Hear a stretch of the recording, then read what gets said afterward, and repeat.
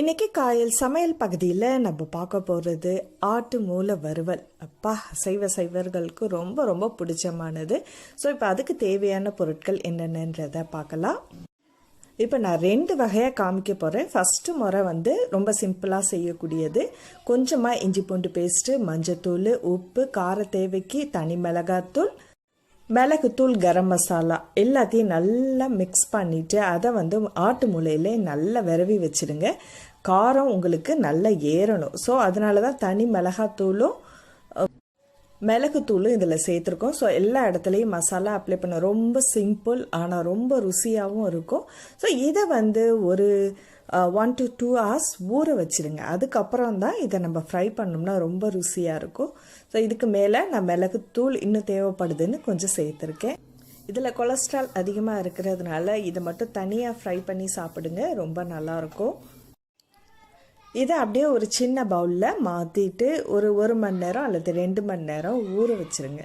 இப்போ இதில் கொஞ்சமாக ஒரு நான்ஸ்டிக் பேனில் அல்லது ஒரு இரும்பு சட்டியில் கொஞ்சமாக எண்ணெய் விட்டால் போதும். இதை நான் அப்படியே முழுசாக பொரிக்க போகிறேன். இதை 2 பக்கமும் டர்ன் பண்ணி கொஞ்சம் ப்ரௌன் ஆகணும். சில பேர் ஒரு 2-3 நிமிஷம் போதும், இது ரொம்ப நேரம் பொரியணும்னு அவசியம் இல்லை. அதுக்கப்புறம் விருப்பப்பட்டால் நீங்கள் 4ஆக கட் பண்ணியும் வச்சுக்கலாம். இப்போ இந்த பொரியல் ரெடி. அடுத்ததும் நம்ம செய்ய போகிறது ரொம்ப ரொம்ப சிம்பிளாக ஈஸியாக செய்யக்கூடியது தான். ஆட்டு மூளையோட கொஞ்சம் ஓரமாக நீங்கள் இஞ்சி பூண்டு இதெல்லாம் எடுத்து வைக்கிறதுக்கு ரீசன், நம்ம மொத்தமாக போட்டு வரவுனோம்னா இது ஏன்னா மூளை ரொம்ப சாஃப்டாக இருக்கும்.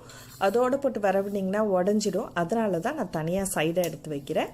இஞ்சி பூண்டு பேஸ்ட்டு, தயிர் கொஞ்சம், மிளகுத்தூள் கொஞ்சம், கரம் மசாலா பவுடர் கொஞ்சம், மஞ்சத்தூள் எல்லாமே சிட்டிகை அளவு அல்லது ஒரு 1/4 டீஸ்பூன் போதும் உங்களுக்கு.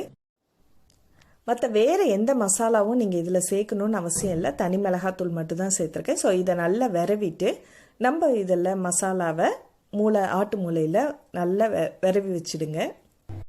இப்போ இதை அடுப்பில் வச்சு நம்ம வேக வைக்க போகிறோம். வேக வைக்கிறதுக்கு ஒரு 1/4 டம்ளரை விட கொஞ்சம் கம்மியாக, ஏன்னா இது ஒரே ஒரு ஆட்டு மூளையை தான் நான் போட்டு வேக வைக்கிறேன் இப்போது. ஸோ இதை கொஞ்சம் நல்லா அப்சர்வ் பண்ணணும் தண்ணியை. அப்போ அப்பப்போ கொஞ்சம் திருப்பி விட்டுங்க. அடிக்கடி திருப்பிக்கிட்டு இருந்தாலும் ரொம்ப ஒரு மாதிரி ஆகிடும். ஸோ கொஞ்சம் வெந்ததுக்கு அப்புறம் இன்னொரு பக்கம் திருப்பி விடணும். ஃபஸ்ட்டில் நம்ம பொரிச்சது பாருங்கள், அது நம்ம டைரெக்டாகவே குக் பண்ணிட்டோம். ஸோ இது வேக வச்சு பண்ணுறது, ஆனால் இது ரொம்ப சீக்கிரமாகவே குக் ஆகிடும். ஸோ அதனால் நம்ம ரொம்ப இதை நிறைய நேரம் குக் பண்ணணுன்னு அவசியம் இல்லை. இப்போ இதை சின்ன சின்ன பீஸாக நான் கட் பண்ணி வச்சிட்றேன். இது வெந்துகிட்டு இருக்கும்போதே. ஸோ அதில் உள்ள தண்ணி எல்லாமே அதுக்குள்ளே அப்சர்வ் ஆகிட்டுருக்கணும். தண்ணி ஃபுல்லாக அந்த இதோட வத்துனுச்சுன்னா இப்போ அடுப்பை ஆஃப் பண்ணிட்டு நம்ம இதை தனியாக எடுத்து வச்சிடலாம். இந்த ஆட்டு மூளை வறுவல் ரொம்ப ரொம்ப ருசியாக இருக்குங்க. அதாவது சாம்பார் சாதம் அல்லது ரசம் சாதம் அல்லது தயிர் சாதத்தோட கூட சாப்பிட்லாம். இது ரொம்ப டேஸ்ட்டாக இருக்கும். ஸோ இப்போ பாருங்கள், இதை நான் தனியாக இன்னொரு பிளேட்டில் இதை மாற்றி எடுத்து வச்சிட்ருக்கேன். இப்போ இதை நம்ம திரும்பவும் ஆனியன் போட்டு நம்ம ஃப்ரை பண்ணலாம். இப்போ இதில் கொஞ்சமாக எண்ணெய் விட்டுருக்கேன். மெயினாக இதில் எந்த எண்ணெய் வேணால் நீங்கள் விடலாம். தேங்காய் எண்ணெயும் விடலாம், நல்லெண்ணெயும் விடலாம், நெய்யும் விடலாம். ஸோ நீங்கள் இது கொலஸ்ட்ரால்ன்றதுனால கொஞ்சம் நீங்கள் எந்த எண்ணெய் விட்டால் நல்லது அப்படின்னு நீங்களே நினச்சிங்க. நான் நல்லெண்ணெய் தான் இதில் சேர்த்துருக்கேன். ஸோ எண்ணெய் கொஞ்சமாக விட்டுட்டு பொடிசாக நறுக்குன்னு சின்ன வெங்காயம் இருந்தால் சின்ன வெங்காயம், இல்லைன்னா பல்லாரி வெங்காயம் ஒன்று பொடிசாக நறுக்கி இதோட சேர்த்துங்க. இதுக்கு தேவையான அளவுக்கு கொஞ்சமாக இஞ்சி பூண்டு பேஸ்ட்டு அதையும் சேர்த்து கொஞ்சம் ஃப்ரை பண்ணிகிட்ருக்கேன். ஏன்னா நம்ம ஆல்ரெடி இதில் வற்ற வச்ச அந்த மசாலாவோடையே எண்ணெய் விட்டதுனால கொஞ்சம் அது பிடிச்ச மாதிரி கீழே இருக்குது. ஸோ அடுப்பை சிம்மிலே வச்சுட்டு நீங்கள் குக் பண்ணுங்கள். வேறு ஒரு பாத்திரத்தில் யூஸ் பண்ணாலும் ஓகே. ஸோ தேவையான அளவுக்கு கருவேப்பிலை அதுவும் கொஞ்சம் நல்லா பொரியட்டும். பொரிஞ்சதுக்கப்புறம் நம்ம இதில் கொஞ்சம் கார தேவைக்கு இன்னும் கொஞ்சம் வேணுன்றதுனால தனி மிளகாத்தூள் கொஞ்சமாக உப்பு இதையும் சேர்த்து நல்லா மிக்ஸ் பண்ணிக்கிட்டே இருங்க. சின்ன வெங்காயம் சேர்த்தா ரொம்ப ரொம்ப நல்லது. இப்போ நான் வெள்ளை வெங்காயம் இதில் சேர்த்துருக்கேன், அதுவும் ரொம்ப ருசியாக இருக்கும்.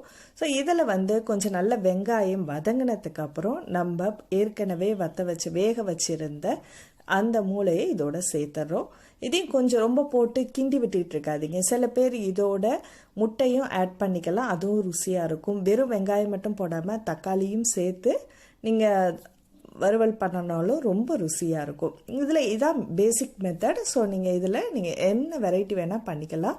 ரொம்ப ருசியான ஆட்டு மூளை ரெடி ஆகிடுச்சு. நீங்களும் ட்ரை பண்ணி பார்த்துட்டு உங்கள் கருத்துக்களை எங்களோட ஷேர் பண்ணிங்க. காயல் சமையல் பகுதி உங்களுக்கு பிடிச்சிருந்துச்சுன்னா மறக்காமல் லைக் பண்ணிவிட்டு உங்கள் நண்பர்களுக்கும் ஷேர் பண்ணுங்கள். அடுத்து ஒரு நல்ல ரெசிபியில் சந்திப்போம். நன்றி.